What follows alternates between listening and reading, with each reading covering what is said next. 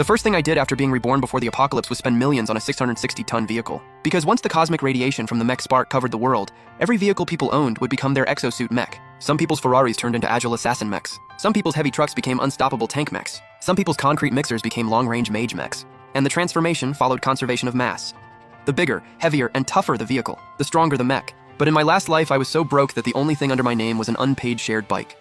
A passing mechanical beast crushed me like an ant. I woke up in bed and immediately grabbed my phone to cash out like crazy.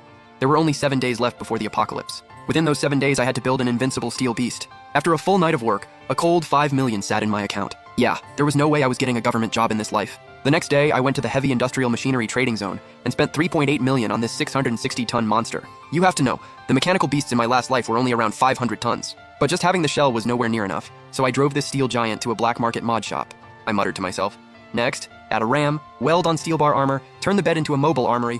I want everyone to fear my mech. When my vehicle stopped at the repair shop entrance, everyone jumped in shock. The mechanic, Wang Dale, stared at the steel beast and spoke. Bro, did you take a wrong turn? This is a repair shop, not an open pit mine. This thing just cracked my foundation. I pulled a blue blueprint from my pocket and said, I'm not here for maintenance, I'm here for upgrades. Wang Dale took the blueprint, and after just one glance, his brows tightened into a deep frown. I didn't waste words, I simply held up a number. 500 grand, labor only, materials paid separately. Hearing that, Wang Dale's breathing instantly grew heavy. He slammed his wrench onto the ground. Boys, stop sleeping, get up, we've got a big job. Just then, a piercing engine roar came over. The one getting out was the rich kid, Jason. In my last life, he relied on his sports car turning into an agility mech, stole my only food, and kicked me into a pile of machines to die. On normal days, he always mocked me as a useless delivery guy riding shared bikes. As soon as Jason got out, he saw me standing off to the side. Isn't that Longu the delivery boy? You even have a car? Why are you standing here? Don't tell me that junk at the gate is yours. If it is, move that trash. Don't block my car from getting onto the lift. I ignored him. There was no point arguing with someone who'd be dead in a few days. To speed things up, I paid another 200 grand in overtime. A triangular ram was mounted on the front, and the windows were sealed with steel mesh, leaving only a few viewing slits. The tires were wrapped in thick anti-explosion steel chains, and the interior was turned into a safe room with storage and rest areas. By dawn on the third day, the first form of my Fortress Tyrant was complete, but it still needed one final piece. I drove the Fortress Tyrant straight to the biggest logistics warehouse, loaded 300 tons of diesel into it, and bought more supplies than I could count. With only 24 hours left before the apocalypse, everyone started feeling something was wrong.